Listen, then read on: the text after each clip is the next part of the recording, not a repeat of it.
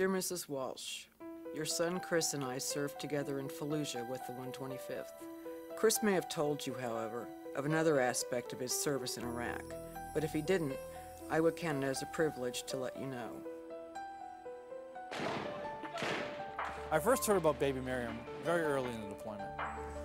And one of the platoons had an interaction with an IED. Whoa, keep pushing, go, go.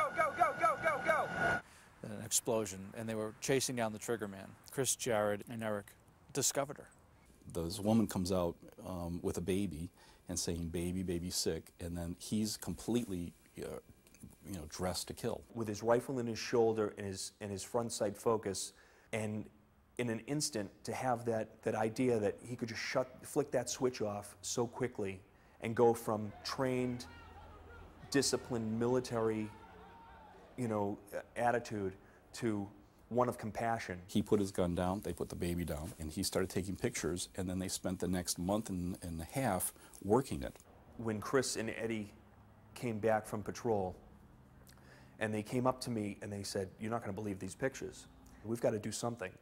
We've got to show these to Dr. Donovan." She was born with her bladder outside her body. She was not going to be able to live that way. Getting that child out of Iraq and here safely would be a huge challenge. The care he showed for the men of his MAP platoon is the same care he showed for Mariam. Complete and total. Giving of himself, giving so that others may be bettered.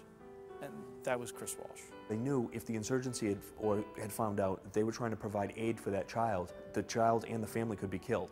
And they're telling the family how they're going to make this whole thing work and do all this stuff, and getting them all set up, creating confidence with the family. They devised this complicated plan to get this kid out, and they're all in on it. This entire crowd is in on it, and it's hugely crazy and courageous is what they did. We were doing a handoff with Whiskey 3, and as we were linking up down by the water tower, the explosion erupted underneath Chris's vehicle and shot a fireball about 3.5 stories in the air.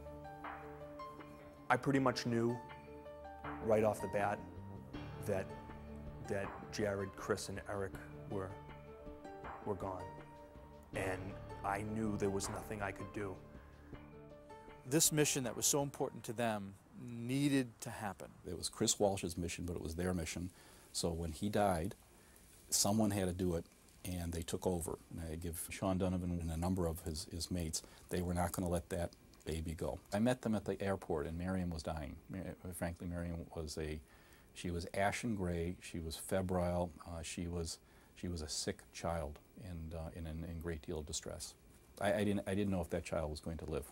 They did surgery, 12 or 15-hour surgery. When I saw her, it was like a miracle, where she was eating and feeding. I forget how many pounds she gained, but she was an extremely engaging, lively, beautiful baby. When Chris died, I wasn't aware of baby Mariam. I learned of her existence when I received a letter from Sean Donovan, a member of Chris's platoon. When I saw Mariam, the nurses were holding her, and so they asked me if I wanted to hold her, and I didn't let her go. I thought she was going to spend 10 minutes with the baby, but she spent hours, and it was just a great moment. So. I don't know if I believe in coincidences, but Mariam's grandparents don't. And they believe that Chris was specifically there to save her.